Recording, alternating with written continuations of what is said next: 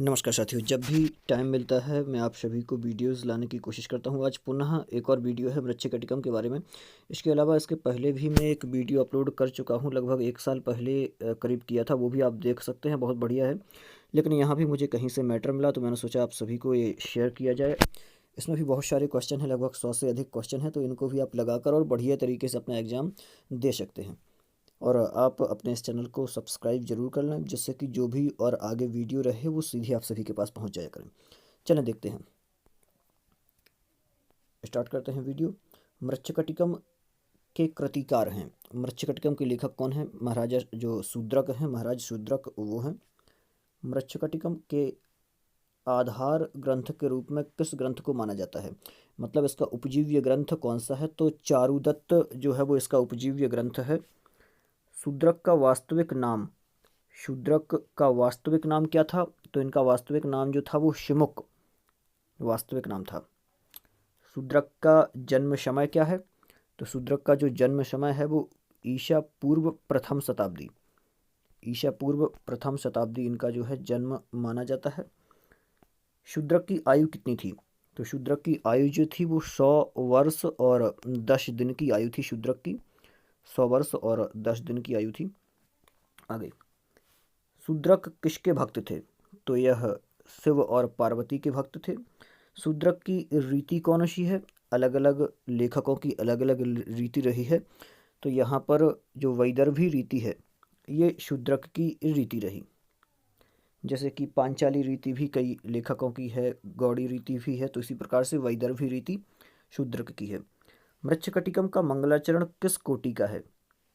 मतलब आशीर्वादात्मक या वस्तु निर्देशात्मक, या इस प्रकार से जो मंगलाचरणों के स्वरूप होते हैं अलग अलग प्रकार से। तो यहाँ जो है प्रथम जो मंगलाचरण था, तो प्रथम मंगलाचरण तो आशीर्वादात्मक था। इसके अलावा जो द्वितीय मंगलाचरण था वो वस्तु निर्देशात्मक था, मतलब वस्तु का निर्देश किया गया था कि इस कृति में क्या बताया जाएगा। और जो पहला मंगलाचरण था उसमें आशीर्वाद के रूप में जो पंक्तियाँ थीं वो प्रस्तुत की गई थी। मृच्छकटिकम किस प्रकार का ग्रंथ है? तो ये प्रकरण है, क्योंकि इसमें प्रकरण के लक्षण घटित होते हैं। मृच्छकटिकम में कुल कितने अंक हैं? तो प्रकरण जो होता है उसमें 10 अंक हुआ करते हैं, तो उसी प्रकार से 10 अंक इसमें भी हैं। मृच्छकटिकम का प्रारंभ किस प्रकार हुआ है? किस प्रकार हुआ है? तो नांदी पाठ से प्रारंभ हुआ है, अधिकतर नांदी पाठ से ही प्रारंभ होते हैं। मृच्छकटिकम का अंत कैसे हुआ? तो है भरतवाक्य से अंत हुआ है, बिल्कुल नाटक की तरह ही है। तो इसका अंत भरतवाक्य से हुआ है और नांदी पाठ से स्टार्टिंग हुई है। अगला प्रश्न देखते हैं, मृच्छकटिकम का प्रधान रस कौन सा है?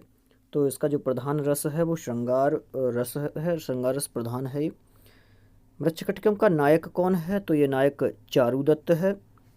इसका प्रतिनायक कौन है? शकार है प्रतिनायक। नायिका इसकी कौन है? तो वसंत सेना नायिका है, जो गणिका है। प्रकरण में नायिका होती है, देखिए प्रकरण जो होता है उसमें 2 प्रकार की नायिकाएं होती हैं। तो यहाँ पर दो नायिकाएं हैं, एक तो कुलीना है और एक गणिका है। तो जो कुलीना है वो तो इसकी पत्नी धूता है, और जो गणिका है वो वसंत सेना है। तो इस प्रकार से 2 नायिकाएं हैं, जो कि वसंत सेना चारुदत्त की प्रेमिका है और ये रियल वाइफ है धूता। मृच्छकटिकम में वसंत सेना है क्या है? तो ये गणिका है। उज्जैनी की गणिका का नाम क्या है? वसंत सेना है। चारुदत्त की पत्नी का नाम क्या है? धूता चारुदत्त की पत्नी का नाम है। चारुदत्त का जो सेवक है उसका क्या नाम है? तो संवाहक सेवक है। और जो वसंत सेना है, वसंत सेना का सेवक कौन था? कर्णपूरक था। चारुदत्त दुशाला दुशाला इनाम में देता है। चारुदत्त जो है वो दुशाला इनाम में देता है। किसको देता है? तो ये कर्णपूरक को देता है। चारुदत्त के घर में सेंध लगाकर वसंत सेना के गहने कौन चोरी कर लेता है? तो वो शर्विलक कर लेता है। शर्विलक की प्रेमिका है कौन है? मदनिका है, जो शर्विलक की प्रेमिका है, और ये जो वसंत सेना है, वसंत सेना के साथ ही वहाँ पर निवास करता। अपनी प्रेयसी मदनिका को गुलामी की जंजीर से छुड़ाने के लिए कौन वसंत सेना के गहने चुराता है? तो शर्विलक चुराता है, जो कि उसका प्रेमी होता है मदनिका का। मृच्छकटिकम के अनुसार चोरों के देवता कौन हैं? ये केवल मृच्छकटिकम ग्रंथ के अनुसार बताना है कि चोरों के देवता कौन है। तो कार्तिकेय हैं चोरों के देवता। वसंत सेना की दासी और सखी है। तो वसंत सेना जो है गढ़ी का, जो मदनिका है वो उसकी सखी भी है और दासी भी है। ये चोरों के गुरु कौन हैं? तो जो चोरों के गुरु हैं वो कनक शक्ति, ब्रह्मदेव, देवव्रत और जो अंतम है वो भास्कर नंदी। सर्विलक के गुरु कौन हैं? योगाचार्य थे। वह द्रव्य जिसको लगाने से चोर आदि को कोई देख नहीं सकता, क्या है वो योग रोचना नाम का द्रव्य है। मृच्छकटिकम की विदूषक है या उसका विदूषक है? मृच्छकटिकम का विदूषक है। कौन है? मैत्रेय है मृच्छकटिकम का विदूषक। वसंत सेना चारुदत्त से मिलने पुष्पकरंडक उद्यान में किस अंक में जाती है? पुष्पकरंडक नाम के उद्यान में जो वसंत सेना है वो चारुदत्त से मिलने जाती है, तो वो 6वें अंक में जाती है। वसंत सेना का गला दबाता है। कौन दबाता है? जो राजा का साला होता है सकार, वो दबाता है। आर्यक को मारकर राजा बनता है। कौन बनता है? तो पालक बनता है। गणिका को सामान्य भाषा में कहा जाता है तो वेश्या कहा जाता है। चारुदत्त के नायकत्व की श्रेणी है। चारुदत्त किस श्रेणी का नायक है? नायक आपने पढ़े होंगे 4 प्रकार के, धीरोदात्त, धीरोद्धत, धीर प्रशांत और धीर ललित। तो ये धीर प्रशांत श्रेणी का है। त्रिवर्ग में लगा हुआ है। क्या लगा हुआ है? कौन लगा हुआ है त्रिवर्ग में? तो ये चारुदत्त लगा हुआ है। आगे, मृच्छकटिकम से संबद्ध प्रदेश है। मृच्छकटिकम जो है ये किस प्रदेश से संबद्ध है? कहाँ की ये स्टोरी चलती है पूरी? तो ये उज्जैनी से संबद्ध है। चारुदत्त का जुआरी सेवक था। कौन था जो जुआरी था? तो संवाहक था। वसंत सेना चारुदत्त के साथ अपने प्रेम के रहस्य को बताती है। किसे बताती है अपने प्रेम के रहस्य को? तो ये मदनिका को बताती है, जो कि उसकी सहेली है, सखी है, मित्र है। सर्विलक किस जाति का था? सर्विलक ब्राह्मण था। कला का प्रेमी था। कौन था कला का प्रेमी? तो चारुदत्त था, क्योंकि उसे वो पसंद था ना, रेवल का संगीत सुनता था वो। मृच्छकटिकम का कथानक है। इसका कथानक क्या है? कवि कल्पित है, कल्पना पर आधारित ये पूरा प्रकरण है। 10 रूपक मृच्छकटिकम को मानता है। 10 रूपक कार्य जो हैं वो मृच्छकटिकम को क्या मानते हैं? तो ये संकीर्ण प्रकरण मानते हैं। चारुदत्त की सेविका है। कौन है? रदनिका है चारुदत्त की सेविका। चारुदत्त का पुत्र कौन है? रोहसेन है। रोहसेन को खेलने के लिए मिट्टी की गाड़ी देता है। कौन देता है? मदनिका देती है। चारुदत्त पहले था, क्या था? बहुत ज़्यादा धनिक था। आर्यक को बंधन से मुक्त करता है। आर्यक जो है, आर्यक को बंधन से मुक्त कौन करता है? तो चारुदत्त आर्यक को बंधन से मुक्त करता है। 9वें अंक में चारुदत्त अपने पुत्र के पालन पोषण का भार सौंपता है। किसे सौंपता है? विदूषक को सौंपता है। आगे देखते हैं। मृच्छकटिकम के अंकों के बारे में यहाँ पर दिया हुआ है। जो 10 अंक हैं उन 10 अंकों के अलग अलग नाम हैं, तो यहाँ नामों के बारे में बताया है, देख लेते हैं एक बार। मृच्छकटिकम का जो प्रथम अंक है वो अलंकार न्यास है। मृच्छकटिकम का द्वितीय अंक जो है वो द्यूत संवाहक है। मृच्छकटिकम का तृतीय अंक है संधिच्छेद है। चतुर्थ अंक है जो मदनिका सर्विलक के नाम से है। पंचम अंक दुर्दिन नाम से है। षष्ठ अंक जो है वो प्रवहण विपर्य नाम से है। सप्तम अंक आर्यक अपहरण नाम से है। अष्टम अंक वसंत सेना मोटन नाम से है। यहाँ पर जो प्रवहण विपर्य, ये 6वां अंक जो है ये बहुत इंपॉर्टेंट है और ये कई बार पूछा जाता है। जो मिट्टी की गाड़ी वाला प्रकरण है, यहीं से इसका नामकरण भी हुआ है, तो ये बहुत ज़्यादा इंपॉर्टेंट हो जाता है, इसको आप रट ही लें। प्रवहण विपर्य जो है 6वां अंक है।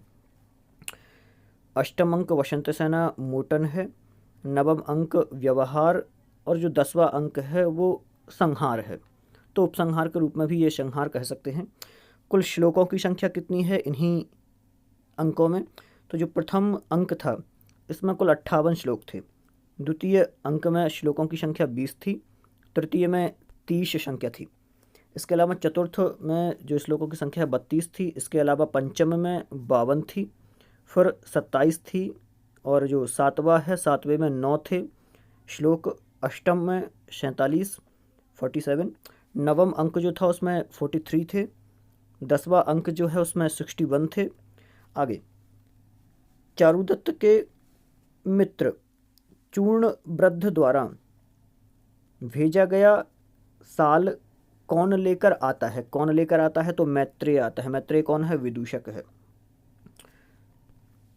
मातृबलि देने चौराहे पर रदनिका के साथ कौन जाता है? तो ये भी मैत्रेय विदूषक ही जाता है। जो विदूषक है मैत्रेय वो जाता है। रात के अंधेरे में सकार रदनिका को कौन समझकर पकड़ लेता है? तो वसंत सेना समझकर पकड़ लेता है। वसंत सेना के हाथी का नाम क्या है? खुंड मोटक है। चारुदत्त को किसका संगीत पसंद है? किस वाद्ययंत्र का संगीत पसंद है? तो रेभिल का संगीत सुनता है वो। चारुदत्त अपनी दरिद्रता का मार्मिक वर्णन किस अंक में करता है? तो प्रथम अंक में ही ये वर्णन करता है वो।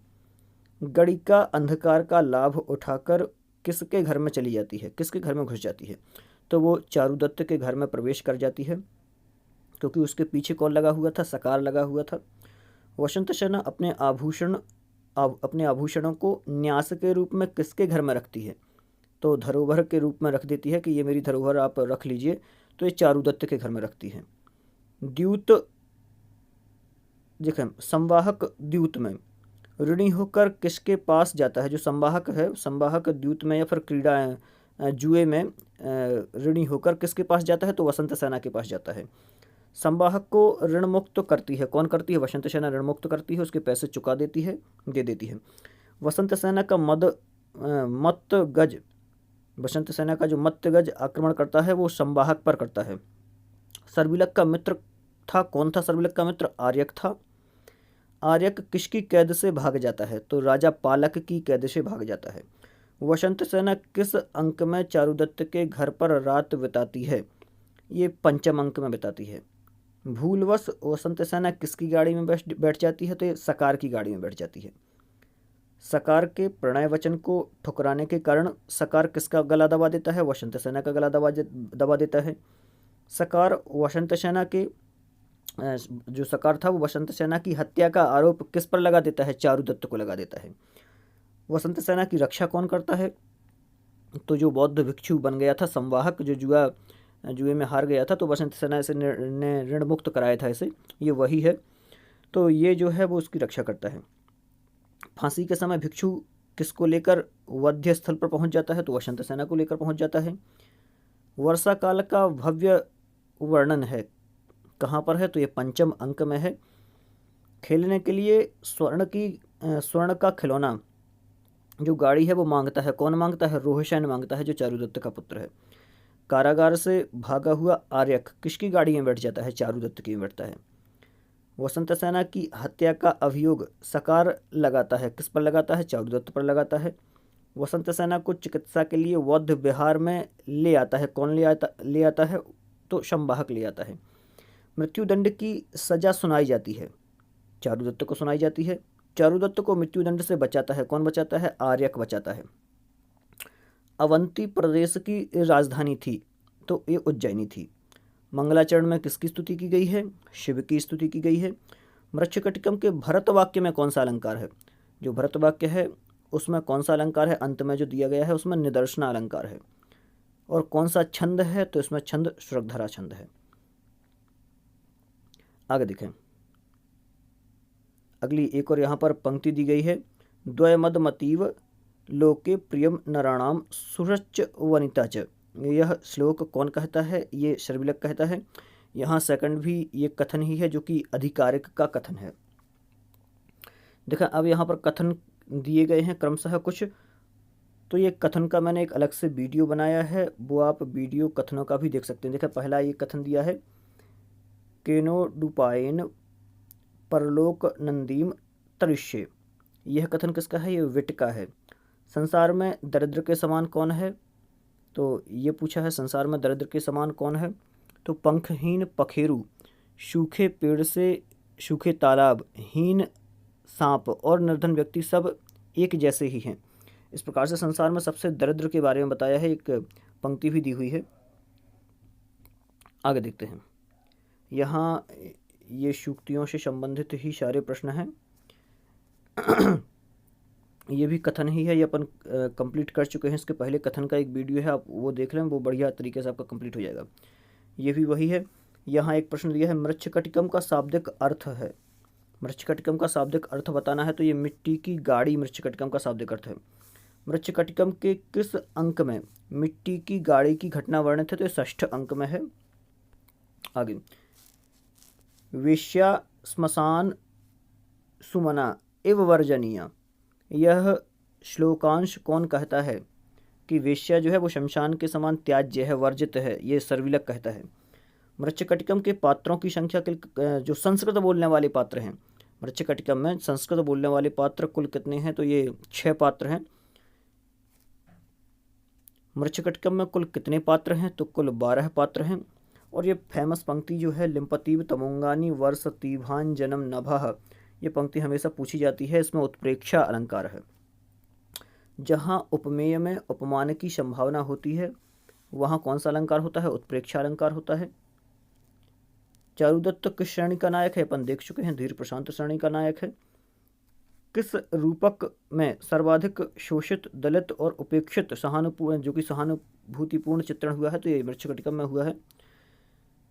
कौन सा नारी पात्र मृच्छकटिकम में नहीं है, तो वसंत सेना की जो सखी है वो नहीं है।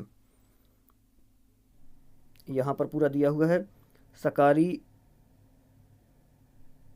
अवंतिजा, चांडाली एवं ढक्की, ये किस प्रकार के हैं, तो यहाँ पर पूरा दिया हुआ है। ये प्राकृत में भेद हैं, ये सारे के सारे प्राकृत भाषा के यहाँ पर ये भेद दिए हुए हैं सारे। आगे देख लेते हैं। आभीर वंश के राजा शिवदत्त का दूसरा नाम शूद्रक है, यह कथन किसका है, तो यह कथन प्रोफेसर कीनो का है। शूद्रक आंध्र वंशीय वाशिष्ठ पुत्र पुलमावी हैं, यह किसका मत है, ये चंद्रवली पांडेय का मत है। मृच्छकटिकम के 5वें अंक के बाद किसके प्रेम को पूर्णता प्रदान की गई, तो ये वसंत सेना के। देखा, क्योंकि 5वें अंक के पहले तक तो धूता का वर्णन था साथ में, और वसंत सेना से जो प्रेम था वो छिपकर था, लेकिन इसके बाद इसकी पूर्णता हो गई थी। वसंत सेना के भव्य भवन के प्रकोष्ठों का किस अंक में वर्णन है, ये 4th अंक में है। वसंत सेना के सुवर्ण खंड के बदले चारुदत्त क्या भेजता है, तो ये रत्नावली भेजता है, रत्नावली नामक आभूषण। वसंत सेना धूता के आभूषण का किसके द्वारा वापस कर देती है, जो धूता का आभूषण था वो किसके द्वारा वापस कर देती है, तो मैत्रेय के द्वारा। राजा पालक है, तो उसके साथ रहने वाली जो रखेल नाम से बोलते हैं, तो वो कौन है, तो ये शकार की बहन है। चारुदत्त किस बगीचे में वसंत सेना को बुलाता है, तो ये पुष्पकरंडक नाम का उद्यान है, पहले हो चुका है प्रश्न। चारुदत्त का पुत्र रोहिसेन किसके लिए रोता है, तो ये मिट्टी की गाड़ी के लिए, मतलब सोने की गाड़ी के लिए, वो सोने की गाड़ी के लिए रोने लगता है। तो यही जो वर्णन है वो मृच्छकटिकम नाम का जो ये प्रकरण है उसके लिए ये 6वें अंक की ये पूरी की पूरी घटना है। रोहिसेन की गाड़ी बनवाने के लिए कौन अपने आभूषण दे देती है, तो वसंत सेना देती है। जुआ खेलने वालों का प्रमुख कौन है, तो सभिक है। नराणाम यत्र हुयन्ते यौवनानि धनानि च, यह कौन कहता है, ये शर्विलक कहता है। दुष्करः खलु परिणाम दारुणः, ये जो सूक्ति है ये किसकी है, तो ये चेट कहता है। इसके अलावा आगे देख लेते हैं, मृच्छकटिकम में किस छंद की अधिकता है, तो अनुष्टुप छंद जो है वो सबसे ज़्यादा प्रयोग किया गया है। शूद्रक कालीन राजाओं के प्रति लोगों में क्या था, क्षोभ था। शूद्रक के अलंकार अभिव्यंजना में कैसे हैं, जो कि शूद्रक के अलंकार अभिव्यंजना कैसी है, तो ये सहायक है। आगे यहाँ अलंकार पूछा गया है, कौन सा अलंकार है, गुणानुरक्ता गणिका च यस्य वसंत शोभेव वसंत सेना, तो यहाँ पर एव शब्द है, इसके कारण से यहाँ पर उपमा अलंकार है। दूसरे में जो कि समुच्चय अलंकार है, मृच्छकटिकम में कर्णपूरक से संबद्ध घटना है, कौन सी है, बिंदु। मृच्छकटिकम में किस जाति का विशेष उल्लेख हुआ है, क्षत्रिय का। यहाँ पर छंद पूछा है, तो यहाँ पर वंशस्थ छंद है। वृत्तम लौकिकम कविकल्पितम, यह लक्षण जो रूपक के किस भेद पर लागू होता है, यह प्रकरण पर लागू होता है। यहाँ पर भी चारुदत्त किसके प्रति कहता है, ये अये सर्वकालमित्रं मैत्रेयः प्राप्तः। हमेशा मैत्रेय जैसा जो मित्र हो वो प्राप्त हो, ये विदूषक के प्रति बोलता है। अगला कथन जो है ये अपन पिछले उसमें जो वीडियो है उसमें देख चुके हैं, ये वसंत सेना का मदनिका के लिए है। ये कौन कहता है? ये विट कहता है। अगली पंक्ति, अंधस्य दृष्टिरव पुष्टिरिवातुरस्य, तो ये विट का कथन है। अगला, दीनानाम स्वगुण फलनतः सज्जनानाम कुटुंबी, ये रिक्त स्थान की पूर्ति करना है, तो यहाँ जो कल्पवृक्षः शब्द है ये आएगा। आगे देख लेते हैं, आगे की भी कथन ही हैं। तो ये कथन जो है मैं सारे के सारे कथन मैंने कंप्लीट किए हुए हैं, तो ये कथनों का आप पूरा वीडियो देख सकते हैं। इसके अलावा जो प्रश्न है वो देख लेते हैं। तो बंधुल कौन है? बंधुल वेश्यापुत्र है। चंदनक कौन है? चंदनक जो है राजा पालक जो हैं, तो राजा पालक का बलिपति है। छठा, पातक क्या है? निर्धनता है। बहुदोषा क्या होती है? सरवरी होती है। नारी कहाँ ग्रहण की जाती है? तो हृदय में ग्रहण की जाती है।